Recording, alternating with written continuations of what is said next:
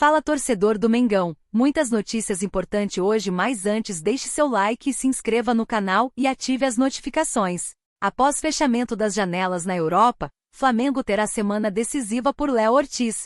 Clube planeja encerrar novela para a contratação do zagueiro do Bragantino, com ou sem final feliz. A novela Léo Ortiz caminha para chegar ao capítulo final nesta semana. A negociação do Flamengo para a contratação do zagueiro do Bragantino esteve estagnada nos primeiros dias de fevereiro e será retomada após o fechamento das principais janelas da Europa na semana passada. Uma nova reunião está prevista para acontecer com a diretoria rubro-negra e representantes do jogador entre segunda e terça-feira. A ideia é colocar um ponto final, seja com ou sem final feliz. Detentor dos direitos econômicos de Léo Ortiz, o Bragantino sempre teve a preferência de negociar o seu valorizado zagueiro para o exterior. Porém, entre os principais mercados para brasileiros na Europa, restam só janelas abertas na Turquia, até 09/02, Rússia até 22/02 e Ucrânia até 12/03. E no mundo árabe, com seus atrativos financeiros, a que ainda não fechou é dos Emirados Árabes, vai até 21/02.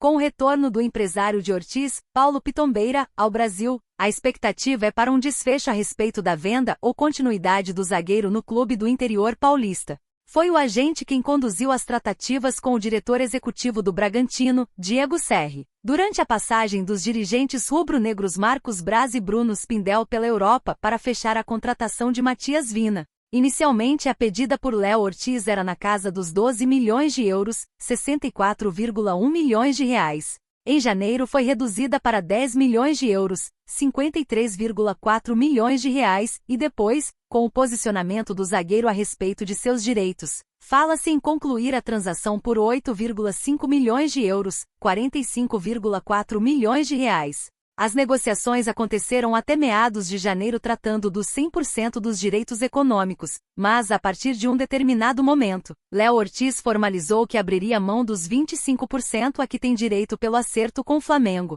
Foi quando o Bragantino aceitou flexibilizar os valores, se aproximando de um acordo com os cariocas. Na sua última oferta, o Flamengo formalizou uma nova proposta que se aproxima dos 8,5 milhões de euros. A diferença para o que o Bragantino quer era pequena, e a discussão se dava a respeito do formato. Os cariocas não abriam mão de que haja um valor fixo e um complemento em bônus, ficando assim cláusulas por metas a serem debatidas.